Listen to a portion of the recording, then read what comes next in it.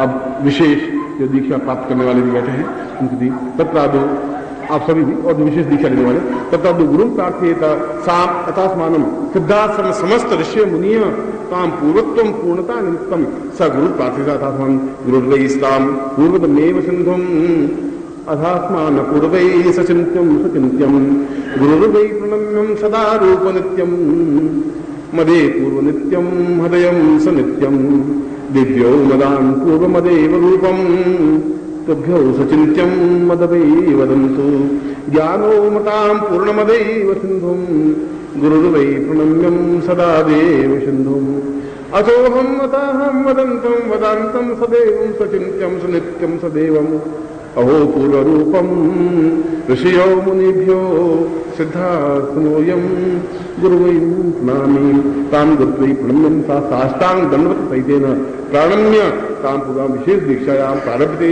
तातुभ्यं संवर्धये अथास्मानं सतुभ्यं संवर्धये ता पूर्वा सातुभ्यं संवर्धये। एतस्मात् विशेष दीक्षा प्राप्ति शक्तिपातेन तुभ्यं संवर्धये।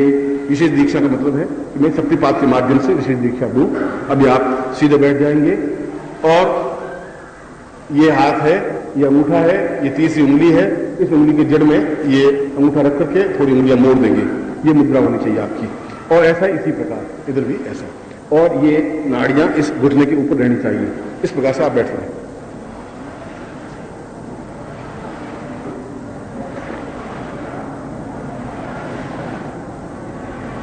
सीधे बैठिए आप, हिले नहीं।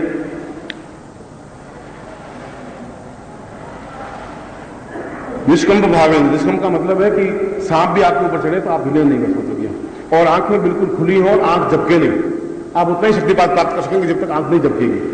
झपकने के बाद में तो क्षण खत्म हो जाती है। इसलिए पहले 3-4 बार आंखें बंद करके उसको विश्राम दे दीजिए, उसके बाद आंख खोलिए तो थोड़ी ज्यादा खुली रह सकती है।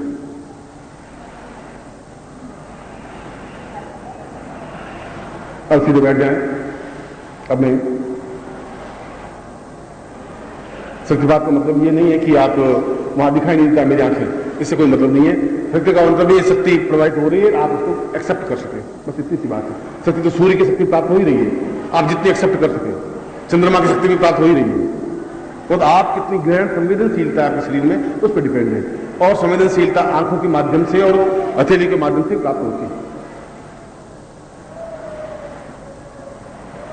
तत्रायाम पूर्वा विशेष दीक्षायाम समस्त शिष्य मुन्य उपस्थित अनुपस्थितम समस्त शिष्येण ताम शक्तिपातेन सातव्यम एदमर्थितम निखिलेश्वर नाम की मम हृदय मम प्राणे साम चैतन्यम ता शक्ति प्रवाह ऊर्जस्विताम सा मम शिष्यत्वम पूर्णत्व पूर्ण कुंभेन प्राप्त दीक्षा प्राप्तभ्यम समस्त चैतन्य दीक्षा का एकस्मानं स्वतः शक्तिपातेन तुभ्यम संपर्दे। अब स्थिर हो जाए। ओम पूर्वासा चिंत्यामि कल्याण स्वाम समस्त स्वभावी पूर्वासास्मि टोटाम साम एंग एंग एंग चाम पूर्वासा चामुंडे चन घाती चारिंकारी विदेन चेतान ताम पूर्वा अतस्मान धाम धीम धूम गुर्जटे पत्नी वाम भी वाग धीश्री कान क्रीं कुं काली के देवी सांसी सुमिजुंगु हुं हुं हुं कादो पिंडे राम धीम धूम भैरवी भगवान ओंकार पूर्वासास्मि स्फोट विद्वास पूर्वासा जागृत जागृत टोटे सा दीप्ताम सा चैतन्यम परिपूर्णात्मक कल्याण तम एतस्मानं सब स्फोटा पूर्वासा समस्त पाप ताप शोक दुख दारिद्र्य निवारणाय समस्त सुख सौभाग्य मम शिष्यत्वम एतस्मानं सा निखिल स्वामी पूर्वासा चिंत्यामि कल्याणतम तपस्यात्मानं पूर्वासा चिंत्यामि पूर्वासा चिंत्यामि दुखदा पूर्वासा चिंत्यामि दुखी पूर्वासा तुभ्यम एतस्मानं सा नैतिक दर्शनी शवानि विशारा शरत्मि भूतासुनि तुभ्यम इदमर्चितं मो ज्योति पूर्वो सा ज्योतिर्मरूपेण सा सूर्यं स्वयं मम हृदये स्थापितम् तत्रादु विस्फोट है, तत्रादु प्रकाश है, तत्रादु चैतन्य है, तत्रादु समस्त देवताभ्यो मरे स्थापिताम पूर्वा अथास्मानं स शक्तिपातेन सद्वत्भ्यं संवर्धते। एतस्मानं सत्वति मनुष्यत्वं पूर्ण शक्तिपात प्राप्ता निमित्तं स ऐश्वर्यां सद्भ्यं इदमर्चितं बोधोति पूर्वा सूर्य साक्षिणे जल साक्षिणे अग्नि साक्षिणे महाकाल साक्षिणे तां पूर्वा सातभ्यं इदमर्चितं बोधोति पूर्व कल्याणं भ्यं पूर्वा सा जगति पूर्वा सा पूर्वा सा चैतन्यं संवर्धते। तो पहले ओंकार ध्वनि प्राप्ति था। आप जोर से मेरे साथ ओंकार ध्वनि बोलेंगे। हरि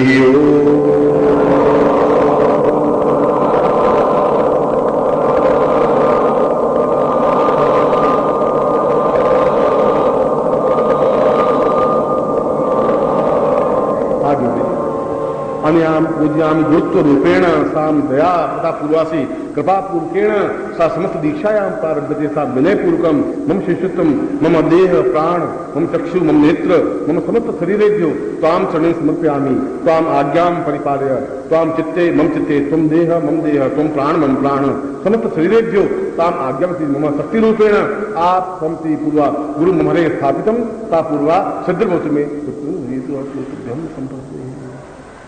अब वहीं बैठ बैठे प्रणाम कर लें। जैसे गुरु को प्रणाम किया जाता है झुक करके, जमीन पर आपका सिर लगे तो और ज्यादा अच्छा है।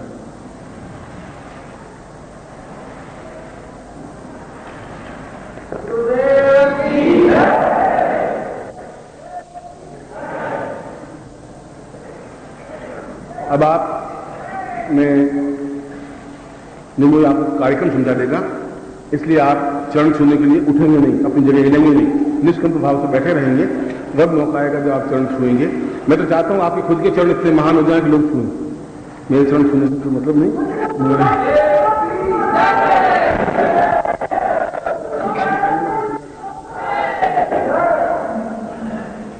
कोई यहां से हिलेगा नहीं,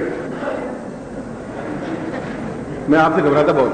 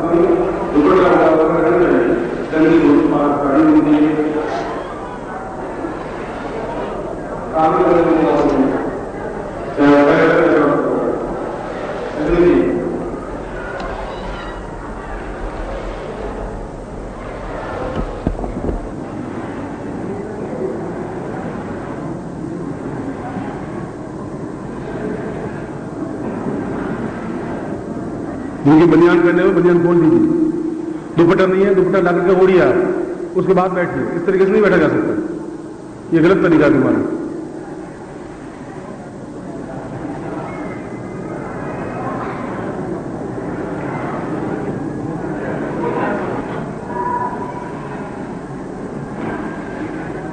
तदीय रूपम शिवमेक रूपम कालोय रूपम भवतां न वेदी लक्ष्मीर्वतां पूर्वसहस्ररूपम शिवमेक धान्यां भरतं वदन्ति। आज शिवरात्रि के पावन पर्व पर जब एक साधक और शक्ति का समन्वय का दिन है, जहां एक माया और एक ब्रह्म का परस्पर मिलने का स्वयंवर रचाने का दिन है, वह दिन जब अपने आप में एक माया का आवरण हटा करके पूर्ण ब्रह्म के दर्शन करने की सामर्थ्य प्राप्त करने का दिन है। ऐसे ही शिवरात्रि के अवसर पर भगवान महाकालेश्वर और जगत जननी मां पार्वती, भगवती लक्ष्मी और जीवन के समस्त पुण्यों को उदय करने वाली उस आराध्या पराम्बा से प्रार्थना करता हूं कि मेरे इन शिष्यों के जीवन में पवित्रता, दिव्यता, चैतन्यता आवे। ऐसा ही आपको आशीर्वाद दे रहा है।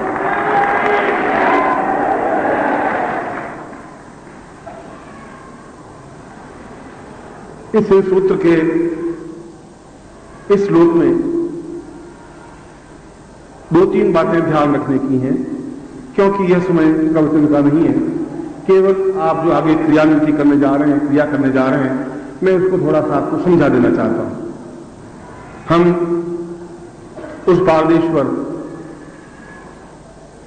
की स्थापना, पूजन, अर्चन, चिंतन, मनन करने जा रहे हैं, जिसके बारे में भगवान ब्रह्मा ने स्वयं अपने चारों मुंहों से उनकी स्तुति करते हुए कहा है कि वह अपने आप में ही चैतन्य है, क्योंकि उसके चार मुंह से चार वेदों की रचना हुई, ऋग्वेद, यजुर्वेद, सामवेद, अथर्ववेद। और आपको ये जानकर के आश्चर्य होगा कि चारों वेदों का प्रारंभ भगवान शिव के पारदेश्वर के अर्चन से हुआ है और उन चारों वेदों का समापन भगवान पारदेश्वर के अर्चन से ही संपन्न हुआ है।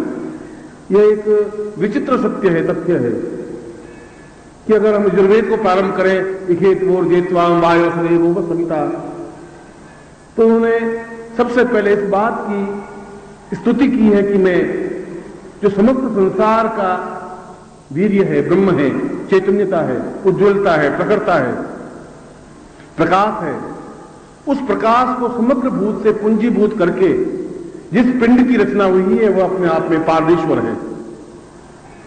और उस पारदेश्वर जो क्षय नहीं होता, पारा समाप्त होता ही नहीं। पारे को आप जलाओ तो समाप्त नहीं होता, उड़ाओ तो समाप्त नहीं होता, पारे के टुकड़े कर दे तो समाप्त होता ही नहीं। पारा तो दूसरी चीजें तो समाप्त होती हैं, पत्थर अपने आप में रेत बन जाता है, खत्म हो जाता है, दूसरी कोई भी चीज का क्षरण हो जाता है, पर पारद का क्षरण होता ही नहीं।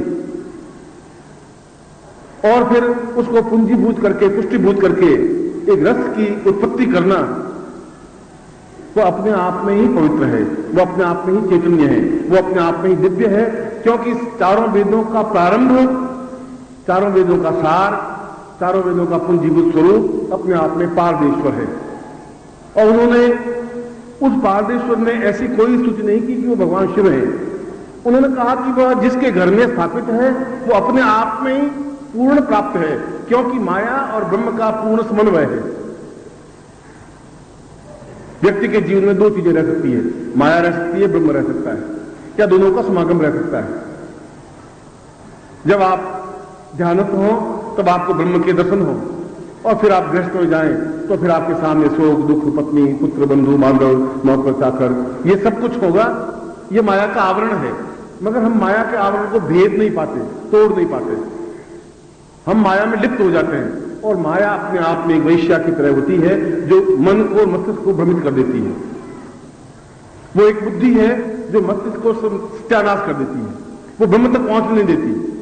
वो कहती है क्या होगा इससे, ये स्थापन करने से क्या हो जाएगा, नहीं स्थापन करने से क्या हो जाएगा, सत्य तो मेरी पत्नी है, मेरे पुत्र हैं, मैं जिंदा हूं। ऐसे भोगवादी व्यक्ति क्षणांश होते हैं। ऐसे गलियों में सैकड़ों मर गए हैं और सैकड़ों मर रहे हैं, उनके नाम आपको हमको याद ही नहीं है। जिस गली में भी आप जाएं और उस गली में यदि आप 100 साल का इतिहास देखें तो उस गली में कम से कम 100 व्यक्ति तो मरे ही होंगे पिछले 50 वर्षों में, 100 वर्षों में। उनके नाम किसी को याद नहीं है, क्योंकि वे भोगवादी थे, वे केवल मायावादी थे। मगर जिसके घर में पारदेश्वर स्थापित है उसके घर में अकाल मृत्यु नहीं हो सकती, उसके घर में ऋण नहीं रह सकता, कर्जा नहीं रह सकता, उसके घर में दुर्भिक्ष नहीं आ सकता, उसके घर में पीड़ाएं नहीं आ सकती, उसके घर में माया का आवरण नहीं रह सकता। वो अपने आप में चैतन्य बन जाता है, शुद्ध बन जाता है, परिष्कृत बन जाता है। ऐसा ऋग्वेद के प्रारंभ में, यजुर्वेद के प्रारंभ में और सामवेद, अथर्ववेद के प्रारंभ में कहा है।